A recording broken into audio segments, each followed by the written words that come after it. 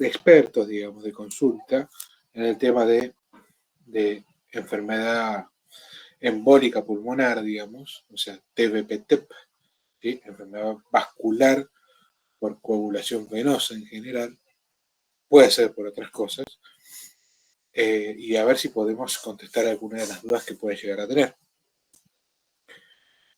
Para esto, y como desencadenante de preguntas, vamos a presentarle a Ana, de 40 años, con antecedentes patológicos, hipertensa leve, y tiene una obesidad de grado 1, con un índice de masa corporal de 30,5, que tiene medicación habitual, sí, para su hipertensión toma enalapril de 10 miligramos y además toma anticonceptivos orales a base de levonorgestrel, un progestágeno muy importante, y se encuentra internada en un sanatorio local en posoperatorio, el día 5 de una cirugía de ligamentos cruzados de su rodilla izquierda. Ella empezó a hacer deporte para mejorar su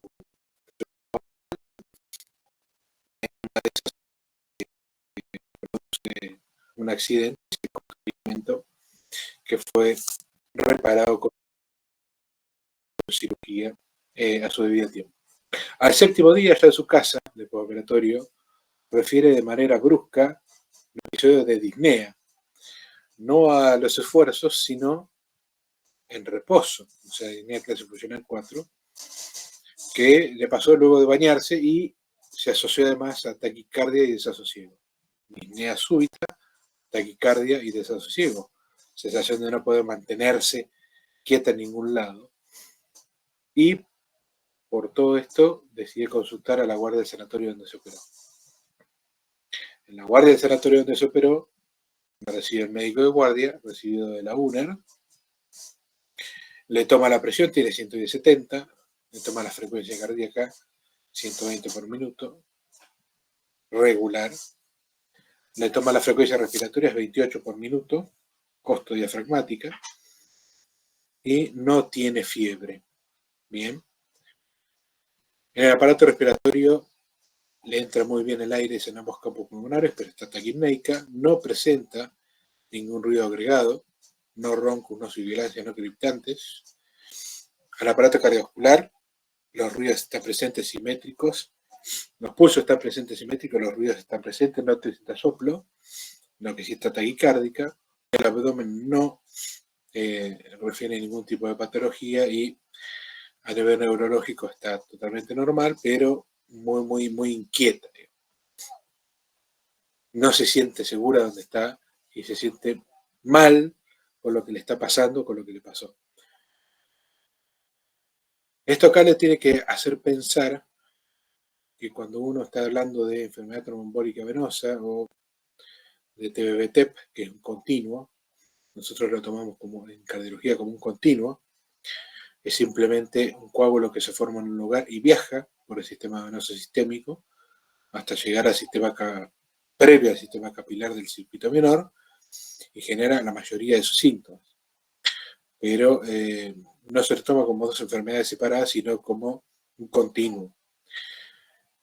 Y como nuestro sistema venoso no está preparado para que la sangre se coagule, sino que para que no se coagule, realmente para que un coágulo se forme tiene que haber ciertas condiciones dadas que sumándose generen las condiciones propias para generar ese coágulo. Bien, en esta chica, porque es una chica muy joven, nosotros tenemos que pensar con la clínica que tenemos qué es lo que yo tengo que pensar para en realidad acercarme a que esto es una TBP o un TEP, porque puede ser también cualquier otra cosa, como por ejemplo un ataque de pánico. Si no tiene prácticamente ningún signo, está taquicárdica y está hiperventilando. Puede ser tranquilamente un ataque de pánico en una chica joven. ¿Por qué no?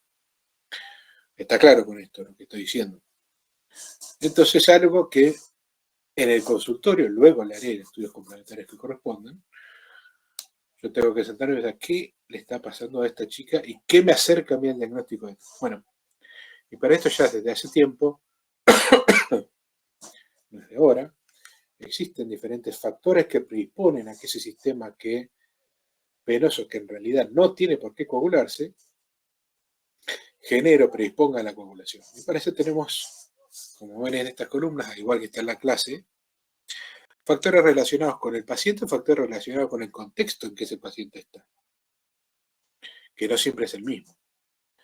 Y luego, por así decirlo, no en las columnas, sino ya en las filas, estos mismos factores o del paciente o del contexto, divididos en si son fuertemente predisponentes para TBP-TEP, moderadamente predisponentes o realmente son muy débiles, pero que suman por otros a la hora de hablar de TBP-TEP. ¿Cuáles son los factores predisponentes fuertes? En general relacionados con el contexto, no con el paciente, y son una fractura de cadera o de pierna, una prótesis de rodilla recién colocada, una cirugía general mayor, un traumatismo mayor y una lesión medular. De esto, en realidad, ella no tiene nada, ¿sí? Porque no tiene estas cirugías mayores. ¿Pero qué tiene? Una cirugía artroscópica de rodilla, de 7 días de evolución. Y es un factor predisponente moderado. Ya suma bastantes porotos para tener una TBT, ¿sí? Más allá de eso, existen también factores moderados relacionados con el paciente. Por ejemplo, terapia hormonal sustitutiva o anticonceptivos orales, ¿bien? Que ya los tiene. ¿Qué más tiene acá? Vía venosa central no tiene, quimioterapia no tiene, insuficiencia cardíaca no tiene, malignidad no, terapia contraceptiva oral como ya lo dijimos, embarazo posparto, que es algo muy importante, ¿sí? El embarazo y el parto, principalmente el embarazo, sobre todo en el último trimestre, genera condiciones ideales para el tromboembolismo, especialmente para la trombosis venosa profunda, porque existe una presión intraabdominal muy aumentada y el flujo a través de la vena cava inferior es muy lento, sobre todo cuando está en decúbito dorsal. Trombofilias no tienen. Y fractores predisponentes débiles sí, reposo en cama, reposo en cama, obesidad y nada más. O sea, tiene un predisponente moderado, que es la cirugía artroscópica, y varios predisponentes moderados o leves que tienen que ver con el paciente. Entonces, esta chica puede tener en general una enfermedad tromboembólica venosa, ya sea un TBP o en este caso que nos consulta por dinero un TEP. Y la verdad es que sí. Pero le tengo que hacer algunas otras cositas para ver si tiene realmente un TEP, porque por sí solo la clínica me deja medio parado, porque como ya vamos a ver, bueno, aquí le dijeron el tema, es más fácil, pero existen diferentes tipos de TEP o riesgos de TEP, ¿sí? No digo riesgo de tener TEP, sino presentaciones clínicas de TEP que son diferentes. Hay TEP de alto riesgo de morirse, hay TEP de bajo riesgo de morirse. Entonces le solicitamos, la dejamos en observación, ¿sí? en el shock room, y le pedimos un laboratorio en donde tenemos 37% hematocrito, de 10.900 blancos con 37,5% de polimorfo, las plaquetas normales, una función renal dentro de todo normal, el 1,2 de creatinina, recuerden que estaba tomando enalapril puede subir la creatininemia, y generalmente lo hace, un hepatograma dentro de lo normal, un coagulograma dentro de lo normal, una troponina T normal, ¿sí? Que en general nosotros lo pedimos porque puede ayudarnos al pronóstico del TEP, ¿sí? Como para ver luego lesión miocárdica, que es esa presión muy importante dentro del sistema venoso pulmonar, sea tan alta y tan aguda que haya dañado principalmente el ventrículo derecho y le viene troponina. El dímero D, ¿sí? El dímero D, que es un derivado de la cascada de la coagulación, es un subproducto, está muy alto, o sea que hay coágulos formándose por algún lado. Esto más que nos ayuda, hay veces que nos enquilomba, porque nos ayuda cuando es negativo, que quiere decir que prácticamente no hay coágulo, pero cuando es positivo, y como es un producto de la coagulación, hay veces que muchos de los factores predisponentes, sobre todo altos, que tienen que ver con el contexto, son cirugías grandes. Y en toda cirugía grande hay tejido coagulándose, se hizo daño para hacer una cicatriz, para hacer lo que fuese. Entonces el dímero D puede dar alto y por la cirugía, no por el TEP. No sé si fui claro con eso. Por eso no tiene tanto valor lo que se llama predictivo positivo, sino que tiene mucho valor predictivo negativo. O sea, cuando no hay dímero D dando vuelta, quiere decir que la chance de que tenga una enfermedad tromboembólica venosa es muy baja. Y también hacemos un estado de base arterial, de pinchamos la arteria radial, que tiene 7,42 de pH, 33 de PCO2, o presión parcial de dióxido de carbono, 80 PO2, 21 de bicarbonato, el 95% está con una cánula de 3 litros minuto. ¿Qué se puede ver acá? Un estado de base que dentro de todo no te llama mucho la atención, pero esta hipoxemia leve para esta cánula, con esta hipocapnia en un principio, tiene que hacer pensar, lo primero que tiene que hacer pensar es en hipoxemia y en hipocapnia, que es en general hiperventilación, y esa hiperventilación con hipoxemia en general se da a los pacientes que tienen un TEP. Luego, si esto empeora, empieza a haber trastornos de la difusión que generarán hipercapnia. Pero, como para empezar, este estado de base le tiene que hacer pensar en una trombosis, pero en una trombosis venosa profunda que viajó por el sistema venoso y generó un TEP. ¿Está claro hasta acá? Sí. Sí. Como siempre, nunca zafa, le hacemos un electro.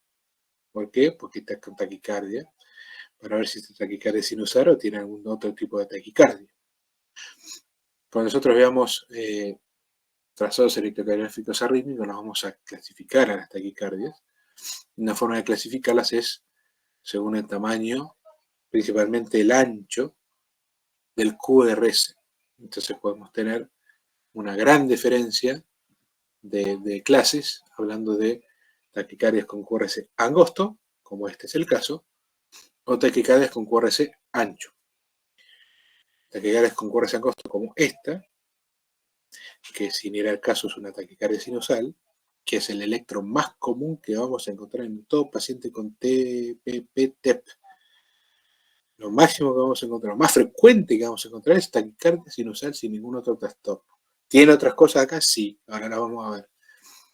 Pero el famoso S1QT-3 es una patente muy clásica de TPP-TEP. No se encuentra hasta en menos del 10% de los pacientes con TEP, y en general son en pacientes con TEP masivos o muy grandes, con gran dilatación de ventrículo derecho agudo. Entonces no es fácil de verlo. Cuando está es muy llamativo. Pero lo principal que van a ver es esto, es una taquicardia sinusal. Bien, acá tiene una perfecta onda P, esperen que pongo el puntero, que me deja. Una onda P sigue QRS, onda P sigue QRS, y lo que sí tiene son T negativas en cara inferior y lateral, ¿sí? D1, ABL, B5, B6, que puede estar dado por la taquicardia en sí o, como se pueden dar cuenta ustedes, por este gran V2 que tiene, porque la paciente es hipertensa y tiene además una hipertrofia ventricular izquierda, ¿bien? Que no nos llama la atención ahora, pero es un hallazgo del electrocardiograma. Entonces, repetimos, el TPP-TEP, lo primero que vamos a encontrar en general va a ser una taquicardia sinusal. Algún otro signo electrocardiográfico son mucho más raros. Le pedimos una placa de tórax, frente y perfil. ¿Qué vemos? ¿O qué ven ustedes? Si es que ven algo. Una radiolucidez muy importante en lóbulo inferior derecho. ¿Están todos de acuerdo? No es fácil de ver, y no es frecuente, no es que no es fácil de ver. Tiene un signo de oligoemia, fíjense lo que es la tramopulmonar normal, en donde se mezclan arteriolas segmentarias, arteriolas finales y segmentos de venas pulmonares de vénulas pulmonares, que da este infiltrado pulmonar, y en esta zona, en esta región inferobasal, derecha en este caso, y que en realidad cuando le hacemos el perfil es casi todo el lóbulo inferior derecho, se ve una zona de oligohemia, o sea, con poca sangre, bien, con poca radioopacidad. Es un signo poco frecuente de ver, pero muy, muy, muy específico de que ahí se tapó algo que no deja pasar sangre. Muy, Profe, muy específico de TBP, ¿eso sería el signo de Wintermerck? es decir, de Watermark, exactamente. Pero yo, como a mí no me gustan mucho los nombres propios, joroba de Hampton, todas esas cosas raras, me gusta llamarle oligoemia, o sea, ahí tiene poca sangre, ¿bien? Pero puede ser tranquilamente el signo de Westermarck, también le pueden decir así. En esta zona es claro, bien clarito, o tiene una bulla pulmonar, que no creo, o tiene una oligoemia que se ve muy claro en el frente y en el perfil. ¿Bien? ¿Sí? ¿Están de acuerdo? Sí. Entonces acá hay una zona del pulmón, una arteria segmentaria importante, más que segmentaria, una arteria lobar. Una arteria lobar es una arteria grande de los 3 lóbulos pulmonares derechos o de los 2 lóbulos pulmonares izquierdos, que no está mandando sangre. Entonces, tenemos clínica, tenemos factores predisponentes, tenemos un laboratorio, tenemos electrocardiograma y tenemos una placa de tórax, que eso es lo que en general no falta, en una guardia clínica común, ¿sí? Luego podemos no tener alguna otra cosa. Pero en esta paciente, Nanita, la sospecha de embolia pulmonar, ¿qué les parece a ustedes? ¿Será baja, normal, alta? Según todos los predisponentes que tenía. Alta. Es alta. Esto es muy raro que ella misma se haya peleado con el novio, que lo que tenga es una crisis de nervio, o que tenga que rendir salud al adulto joven, el final, y lo que sea una crisis de nervio. Lo que tiene, con todos los factores predisponentes, en realidad es una gran sospecha de una probable enfermedad tromboembólica venosa. Para ende, le hacemos los antecedentes, la exploramos, oximetría que le hacemos con el estado ácido base, placa y electro. Y valoramos la probabilidad clínica de tener un TEP. Tiene un electro que tiene una taquicardia sinusal, tiene un estado ácido base, que tiene una hipocapnia con una hipoxemia, y tiene una RX de tórax con una zona muy importante de oligoemia.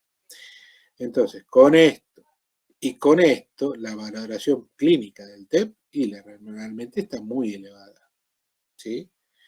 Porque todos los estudios que hice tienen algo de patológico.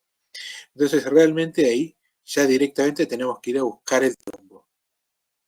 Y la única forma, no hay varias formas de ver el trombo, pero la forma más rápida y específica de ver el trombo es lo que se llama una TC de tórax con protocolo para TEP de alta resolución, en donde con contraste endovenoso uno, por así decir, contrasta los vasos venosos y pulmonares arteriales y ve dónde está el stop para el contraste del émbolo pulmonar. Por supuesto que si la TC de tórax da normal no tiene, porque es muy específica y sensible, y si es positiva, desde ya tiene un TEP.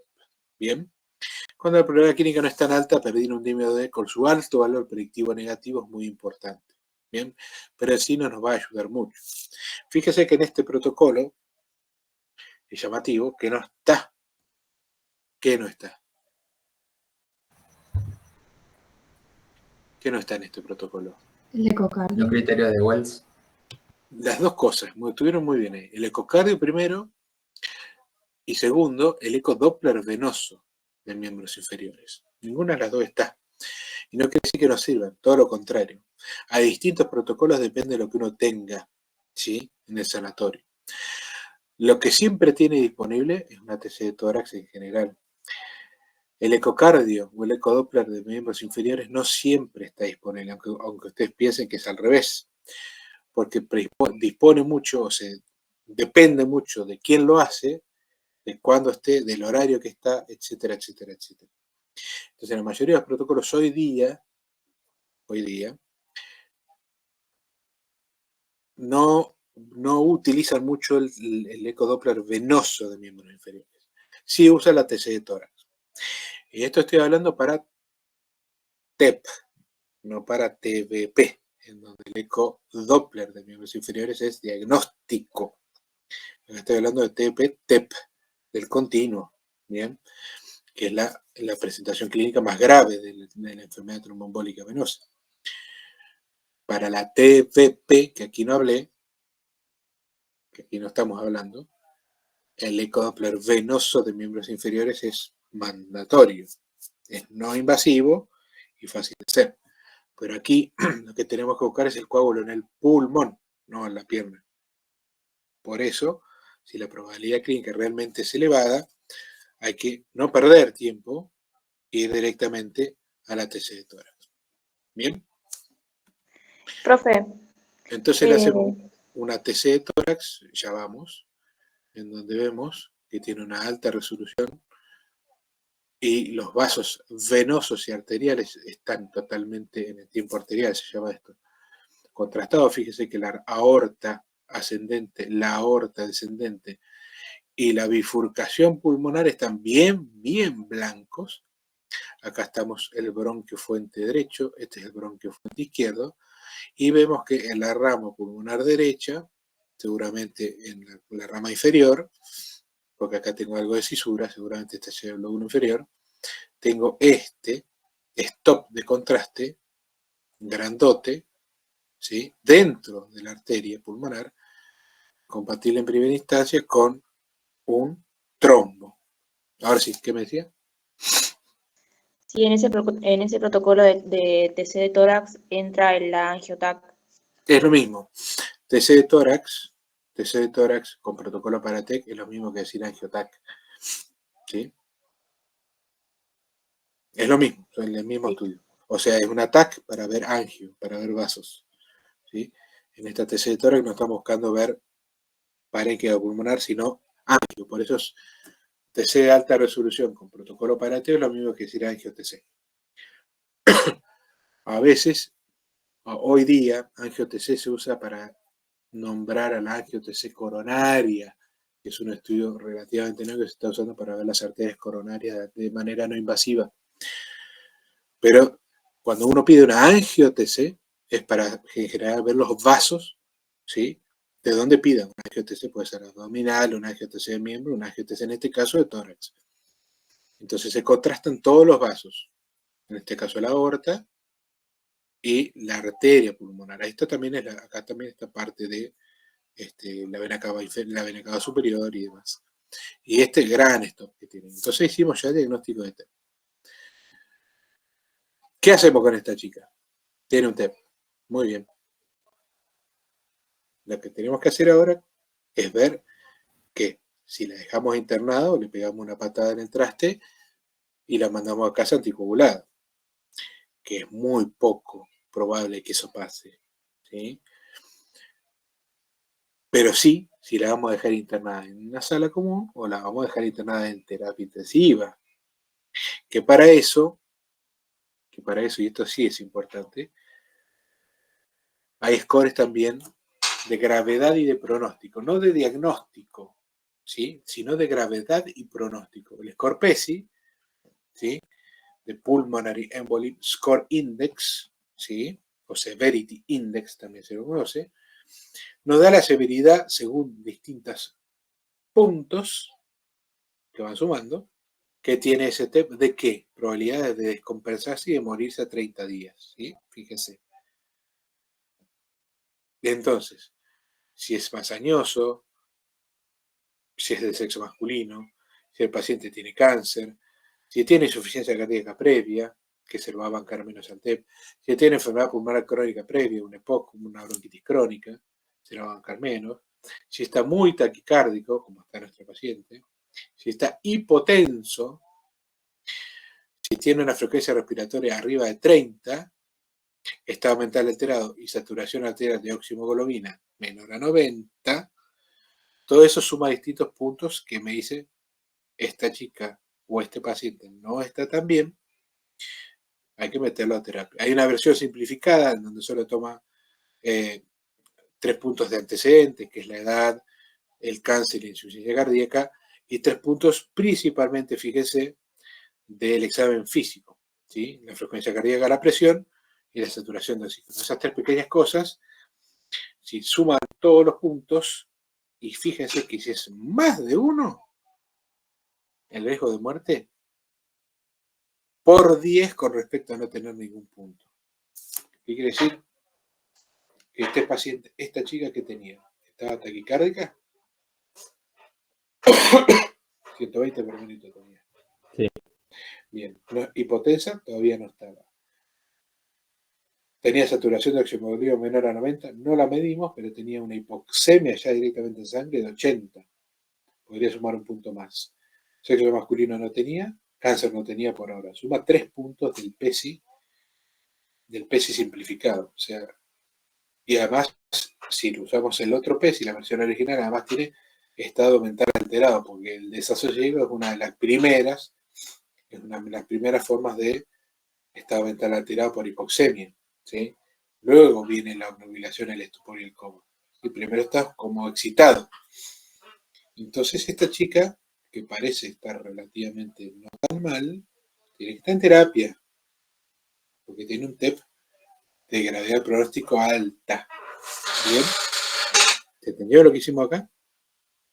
Una cosa son los riesgos, o sea, los scores diagnósticos, como dijeron que está el score de Wells por ahí, y otra cosa son los scores pronósticos, que es importante. Porque si no tiene nada de esto, yo la dejo en la sala, en una sala común.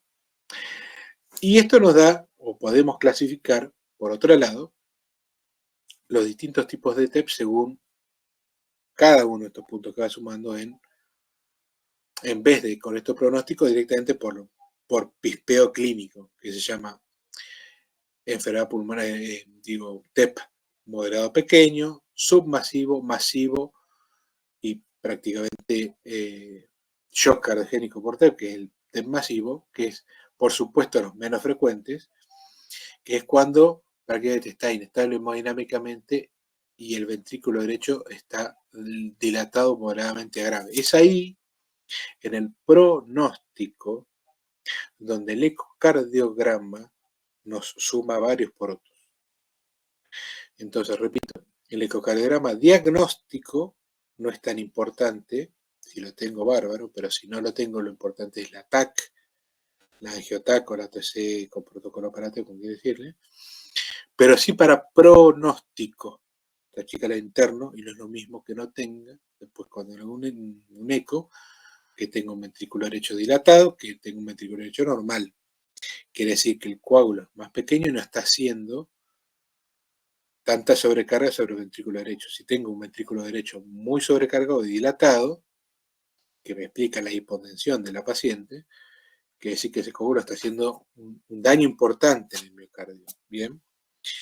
Y es ahí donde lo que tenemos que hacer muy, muy invasivos, ¿sí? En los TEP masivos y submasivos. Invasivos me refiero a terapia romper el trombo de fibrinólisis, y en la gran mayoría de los TEP, 8 de cada 10, directamente evitar que se sigan formando coágulos con anticoagulación, que solamente el sistema endógeno de lisis después se va a encargar de hacer la trombolisis. Pero no necesitamos un fibrinolítico o una lisis pulmonar, o una lisis de coágulo mecánica, que en general es por hemodinamia, o quirúrgica, que yo la he visto muy pocas veces y le va todo muy mal. Pero así lo que tenemos en general para el TEP masivo, que no es el caso de esta paciente, porque no está hipotensa, es el fibrinolítico. Y dentro de los fibrinolíticos que tenemos en general en este país, en todos lados, hay que pedirlo nomás, pero realmente esta es la streptokinasa. ¿Sí? Streptokinasa, que no es para andar dando vuelta con la streptokinasa, me refiero a que una ampolla de streptokinasa está aproximadamente $1,5 millones de pesos, no es una medicación barata, que se da de manera endovenosa durante 12 horas. Hoy un protocolo fibrinolítico más acelerado 2 horas, eso después lo leen de la clase, pero lo que yo quiero es que esta terapia fibrinolítica se espera que el coágulo se lise, ¿bien? y mejore el estado hemodinámico del paciente. Si tuviese alguna contraindicación de fibrinolisis, que son las mismas que para la fibrinolisis en trombosis coronaria, o tuviera un centro experimentado con hemodinamia a las 24 horas de urgencia en tratamiento del TEP por manera invasiva como cateterismo, también se puede hacer por cateterismo. ¿Qué quiero decir con esto? Se mete un catéter por la vena femoral profunda, perdón, por la vena femoral común de alguna pierna, se llega hasta la arteria pulmonar que está en falta, o sea que tiene el trombo, y con un catéter especial que se llama catéter penumbra, no importa, se rompe el coágulo, se trata de aspirar lo que se pueda, pero lo importante es romperlo y que se transforme en pedacitos más pequeñitos, que vayan a vasitos más pequeños y aumentar el área de sección de ese trombo, o sea, dispersarlo más en el árbol pulmonar y que baje la presión sobre el ventrículo derecho. Bien, que es lo que uno quiere hacer cuando abre mecánicamente un trombo. Entonces, a medida de pronóstico y tratamiento. Sí. Una consulta. En el cuadro que estaba anteriormente a este que está mostrando ahora, ¿nos podríamos guiar con ese para tratamiento en cuanto a presentación y cómo tratarlo? Pero por supuesto que sí, para eso lo puse. Con este es más simple que el anterior. Sí, sí, tal cual. Sí, es muy simple por eso. Este también está, pero es más o menos lo mismo. ¿Sí?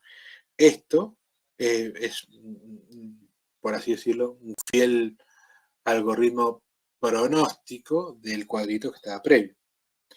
Básicamente, si un TEP que ya está diagnosticado está estable o está inestable, inestable quiere decir que está hipotenso, taquicárdico, sudoroso, que está en shock, tiene una chance altísima de ser un TEP masivo, hay que fibrinolizarlo, o fragmentación o embolectomía quirúrgica, por supuesto que tiene que estar internado en la unidad coronaria o terapia. El problema no es este, para nosotros. El problema es para el paciente, pero no para nosotros. El problema está acá. Cuando uno tiene que definir dónde manda el paciente, cuando es bajo también es fácil. Cuando el riesgo está acá, en el medio, en el amarillín, ¿sí? En donde el score PESI nos da positivo, ¿sí? Pero no tiene troponinas, el ecodoppler cardíaco nos da que no está dilatado, y ahí en realidad lo podemos mandar a la sala, pero viendo, es medio verdecito amarillo, y empezar con anticoagulación oral y con heparina bajo peso, y luego, depende de lo que tenga, mandarlo a la casa. O si tiene dilatación de BD, se parece más a algo masivo, por eso obtenemos acá fibrinólisis en, por así decirlo, en un recuadro de guiones, no tan específico como en el TEP masivo. Se han hecho muchos estudios en el TEP submasivo. El TEP submasivo, como lo ven en el cuadrito previo, que hicieron mención, es el paciente que está, es esta paciente Ana que yo les muestro, que está hemodinámicamente estable porque no está hipotensa, orina, pero tiene un coagulazo grande como pueden ver en la TAC, está taquicárdica, está taquipneica. Viste que a vos no te cierra mucho dejarlo en sala, y no te cierra mucho para dónde va a disparar esta paciente. Ese ventrículo derecho, ¿sí? ¿Para dónde va a ir? ¿Se va a clavar y se va a ir a TEP masivo, o va a mejorar después y se va a ir a TEP submasivo, o prácticamente TEP normales de moderado o pequeño riesgo que se van a la casa? Entonces, a esos pacientes hay que mirarlos mucho, a estos, mucho, de tenerlos cerca. En general se internan en la unidad coronaria y se les hace seguimiento con anticoagulación y ver para dónde van. Las primeras 36 o 48 horas van o para un lado o para el otro. O mejoran o no mejoran. Y ahí se lo trata como esto o como esto. Ese es el tiempo prudencial en general. Uno puede decir, bueno, ¿por qué si esta tiene tantas chances de complicarse y convertirse en un masivo? ¿Por qué este submasivo no le doy directamente fibrinólisis y se terminó? Pues eso podría ser una respuesta, ¿no? Si ese coágulo que es grande y está haciendo tambalear a este paciente, que todavía no es masivo, pero está casi ¿Por qué no le doy fibrinosis y me prevengo que se complique, que se haga de TEP masivo? Bueno, eso ya estudió. Se hicieron estudios clínicos para eso. El estudio se llama FEITO, así como FEITO, pero con pH, en donde a estos pacientes con riesgo de TEP submasivo, con dilatación del ventrículo derecho, les dieron fibrinólisis y veían qué pasaba. Por supuesto, todos los que le dieron fibrinólisis mejoraron, se hicieron de menor riesgo, pero a expensas de mucho más sangrado, ¿sí? Principalmente cerebrales, que hizo que la mortalidad de bajarle el riesgo sea contraprestada por la mortalidad que tienen de que sangre en la cabeza. Entonces, ese estudio hizo que el riesgo de TEP submasivo no se le da fibrinólisis, salvo que se pase para este lado. No sé si fui claro con lo que acabo de decir. Profe, en ese caso usamos el riete o no, como score. Tal cual. Pero sí, no me quiero meter mucho con lo que ya les dimos bastante score. Pero yo lo que quiero ver, que si el riesgo no es alto de morirse, si el paciente no está en shock, ninguna terapia de romper el trombo sirve. Eso tiene que quedar como corolario final. Si el paciente no está en shock, lo único que hay que hacer es anticoagularlo y fijarnos de cerca cómo sigue. ¿Sí? Si va para este lado, lo trombolizaremos o le haremos una embolectomía, como si lo que fuese. Si va para este lado, solamente lo anticoagulamos. ¿Sí? Los anticoagulantes cualquiera, todos andan bien, los primeros 3 días de heparina, y luego anticoagulantes de tipo inhibidores de la vitamina K, que son los clásicos, los warfarínicos, o los nuevos anticoagulantes directos, cualquiera son buenos en TDPT por lo menos por 3 meses. Después veremos si los factores de riesgo se van o no se van de 3 a 6 meses o anticoagulación de manera definida. Entonces, lo dejo para que lo lean ustedes. No es para charlar acá ahora, pero sí para el diagnóstico. Cuando ustedes van al final del trabajo de salud del adulto, existe una parte donde ustedes tienen un caso clínico y tienen que charlar de ese caso clínico. La idea es transformar el examen final, seguir enseñando, seguir aprendiendo todos, ustedes y yo, y nosotros, y los docentes. Entonces hay casos clínicos de toda la variedad, de toda la clínica que tienen ustedes que saber para el examen. Uno de esos casos clínicos, varios, son TBP y son TEPS. Cuando hay casos de TBP, se salen de la vaina y se van directamente. Una chica con la pata ancha que le duele, que estuvo acostada, que hizo un viaje en avión y bueno. Y tiene un TBP. Bueno, ¿y qué le hacemos? Ahí le hago un ecodoppler. Y ahí yo me enojo un poquito porque no me lo revisan a los pacientes. Lo primero que tienen que hacer es revisar pacientes siempre. Primero le tomo la presión antes de pedirle un doppler venoso. Entonces ahí yo me enojo un poquito, les cambio el paciente y hago que ese TBP en realidad sea una celulitis y los jorobo, digamos, para que aprendan a revisar. Siempre, todo caso clínico, cuando uno se pone como paciente, anda preguntándome que yo te voy diciendo todo lo que tengo y vos vas a ir sacando conclusiones. Cuando la sacás medio así de la galera, no va. Todos los pacientes tienen que estar revisados, todos los pacientes tienen que estar controlados sus signos vitales. Si no, ahí Gadea se enoja bastante y el examen se pone complicado. ¿Sí? Entonces, TBP, TEP, que hay mucho, revisen a los pacientes. Entonces, con esta señorita que viajó en avión, que se le hinchó un miembro inferior, que le duele, ¿qué le hacemos? Primero lo vamos a revisar a Gadea. Muy bien. ¿Y qué le hacemos? Y le tomo la presión, y le tomo la frecuencia cardíaca, perfecto. ¿Y la pierna qué le hacemos? Y le palpo, le hago signo de Hoffmann, bla, bla, bla, bla. Después le pediremos el ecodoppler venoso. ¿Está claro eso? Recuérdalo, porque es importante no para mí, para Gadea, sino para el diagnóstico clínico de todos los días que van a hacer. Si al paciente le pedís un ecodoppler sin siquiera tomarle el pulso, y no queda lindo, por más que vos seas un cráneo y sepas que tiene un TEP, ¿sí? Una TDP. No, paciente no es lo mismo. No es lo mismo que tenga un TEP y esté estable hemodinámicamente, como se dan cuenta, o un TEP con una presión que no le llega a 80 de sistólica. Entonces, los factores, perdón, los signos vitales se toman siempre. Y después van a examen dirigido a lo que ustedes pueden creer que tenga el paciente. Pero acuérdense de eso. Viene que ya se los digo desde ahora. ¿Ok? ¿Está claro? ¿Alguna otra pregunta de esto? No tengo, creo que nada más que mostrarle. ¿Alguna otra pregunta de dudas? Profe, ahí para dar el alta al paciente, ¿se usan los criterios de Hestia o qué se usa para dar el alta? Se usa muy poco en realidad los criterios de Hestia, que se usan en realidad para lo que realmente sirve, que era para ver qué paciente es de tan bajo riesgo que se puede hacer terapia ambulatoria. Y estoy hablando de TEP, no de TEP, eso sí de los criterios de Hestia. El TEP en general se internan todos, por lo menos durante 3 a 5 días para empezar con la TEP, por más que sean de bajísimo riesgo.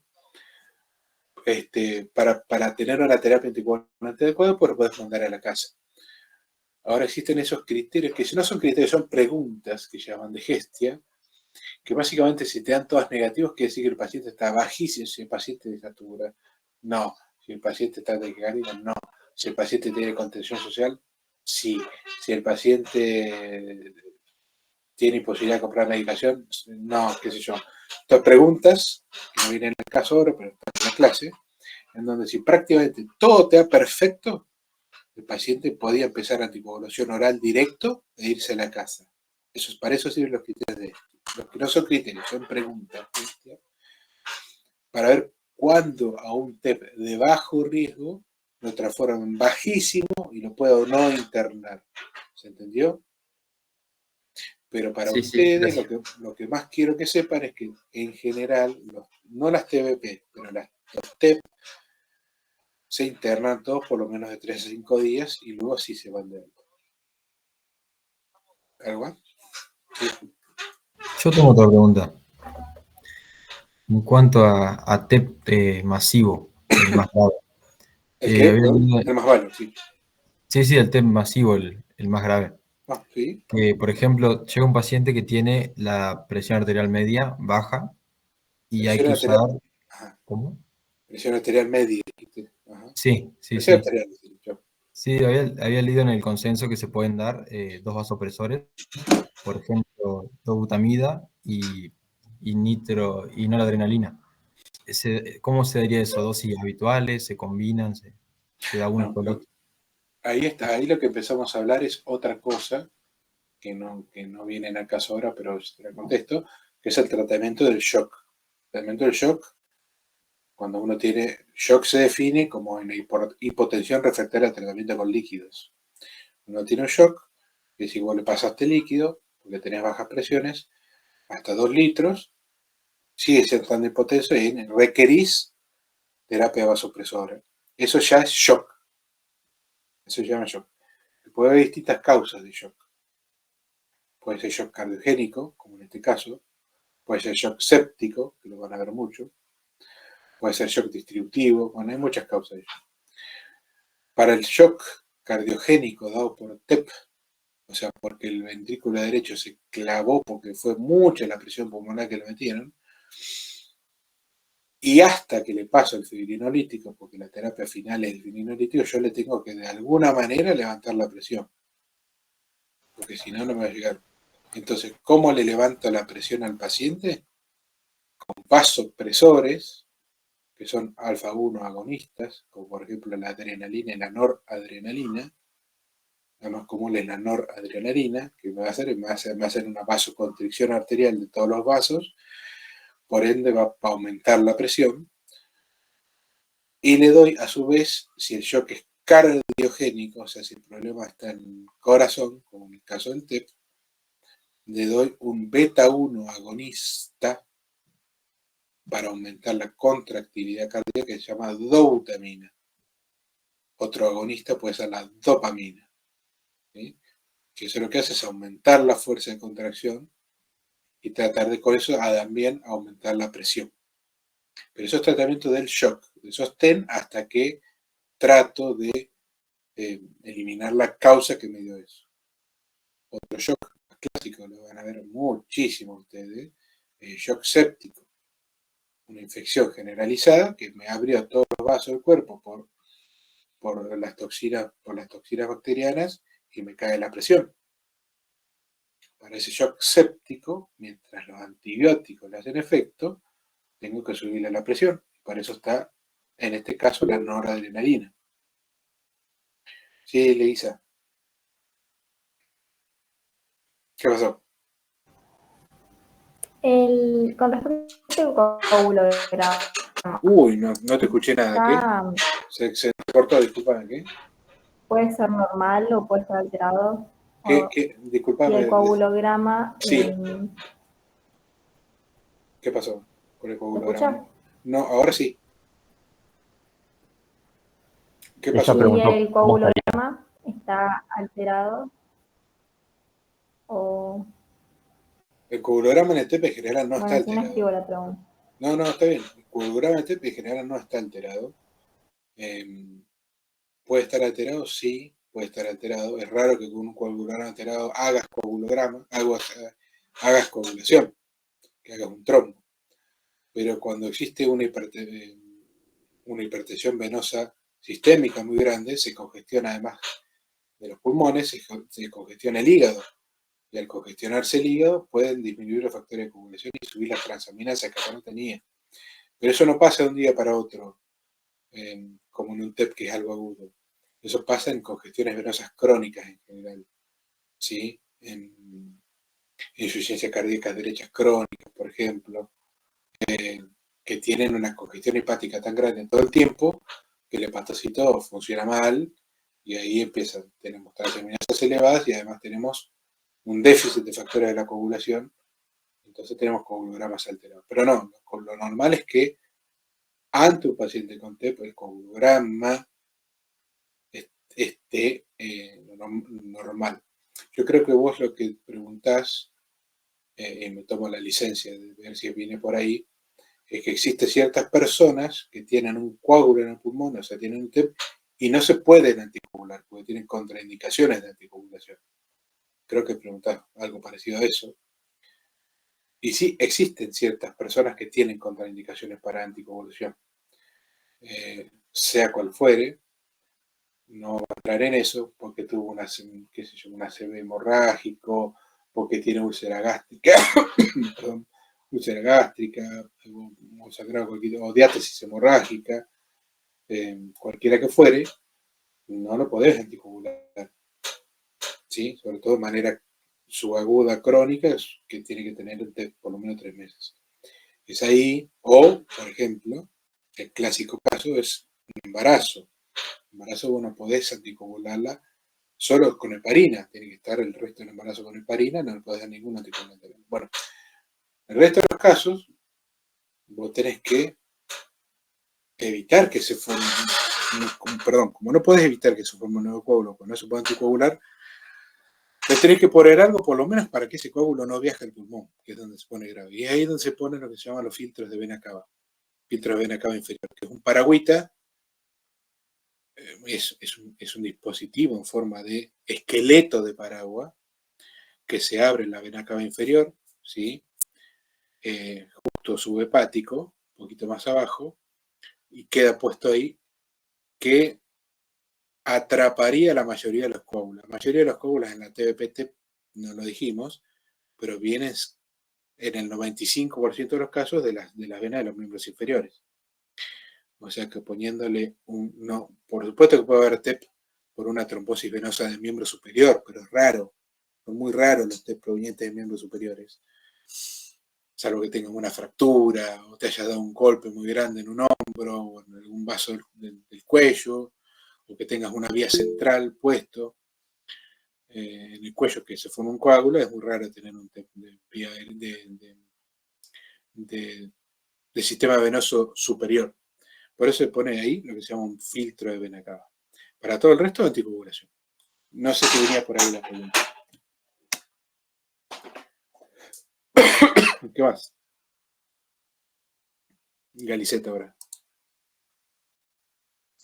Sí, profe, yo le quería preguntar, con respecto a la prevención de coágulos, por ejemplo, en un paciente que está postrado, Ujú. a partir de, o sea, a partir de cuántos días de postración del paciente se empieza a hacer el tratamiento, que yo había leído que con enoxaparina Ujú. funcionaba, pero no sé, digamos, a partir de qué tiempo y cuánto. Si el paciente tiene que estar, ustedes cuando vayan a las salas de internaciones que van a ver ahora, cuando vayan al hospital y demás, van a ver que prácticamente todos los pacientes, salvo contraindicación, tienen profilaxis de TBP. Todos. Todos. Ya sea que esté internado porque le van a sacar una vesícula, que tenga una neumonía, que tenga una leucemia mieloide crónica, lo que tenga, mientras, si va a estar más de 8 horas en cama por día, tiene que tener profilaxis con heparina, ¿sí? Y desde el día 0, desde el día que se interna, ¿sí? Si el paciente deambula, da vuelta y lo único que está es acostado de noche, cuando se va a dormir, no. Pero el resto, que en general así están, por la patología que sea, tienen que estar con profilaxis con heparina. ¿Con qué heparina? Con cualquier heparina. Con heparina no fraccionada o heparina sónica común, o con heparina de bajo peso. Profilaxis estoy hablando acá, ¿eh? No tratamiento, profilaxis. Para tratamiento la heparina de bajo peso es más, sódica es más complicada para hacer tratamiento, que es el endovenoso, y es ahí donde la heparina de bajo peso toma su lugar. Pero para profilaxis, con una dosis de heparina de bajo peso por día o con 2 a 3 dosis de 5.000 unidades de heparina sódica común, cada 8 horas o cada 12 horas, se tiene una prevención muy, muy eficiente de la TBP en paciente postrado. Paciente postrado es paciente que tiene que pasar más de 8 horas en cama, salvando la noche que duerme, ¿no? 8 horas de día en cama, quiero decir. ¿Con heparina sódica o con heparina de bajo peso? ¿Qué tiene?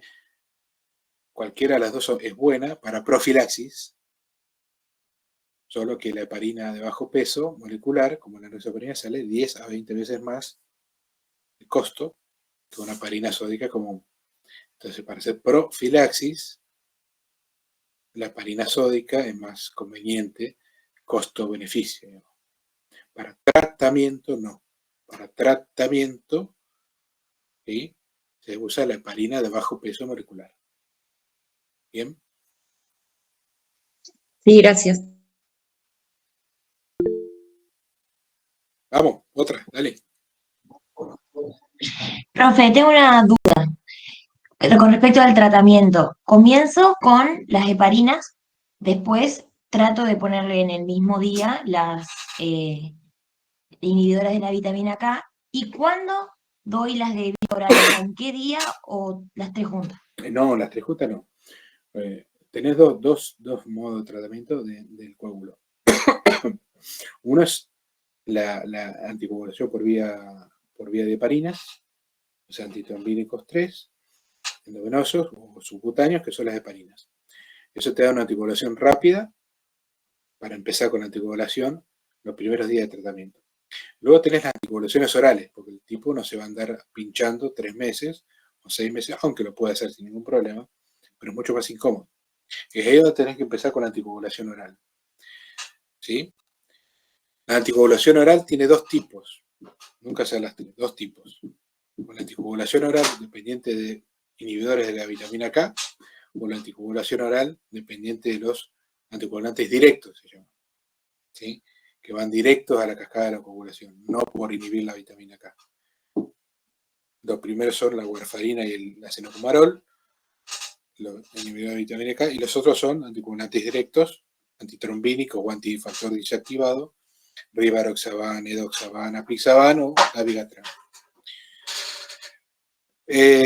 Ninguno tiene una ventaja muy especial sobre uno sobre el otro, en este caso, salvo que los inhibidores de la vitamina K, vos tenés que esperar y hacerle controles de coagulación para que el RIN esté entre 2 y 3 antes de que se vaya de alta el paciente.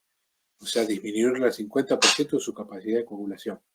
Y de ahí sí se puede ir durante 3 meses haciéndose controles periódicos mensuales de coagulación con una dosis de acenofumarol, una dosis de warfarina por día.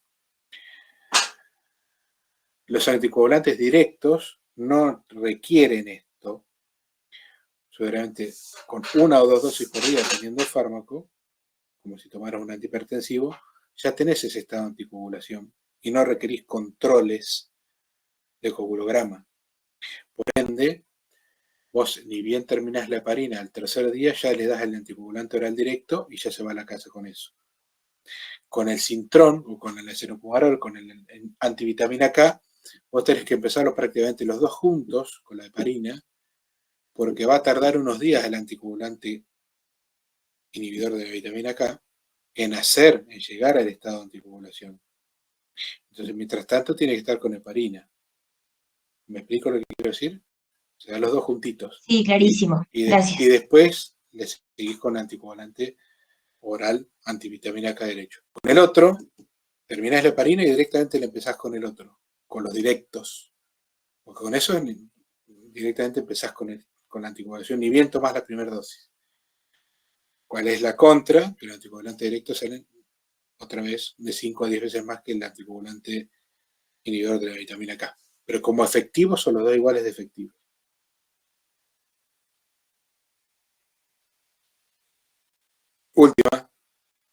Últimos 4 minutos. O ya estamos.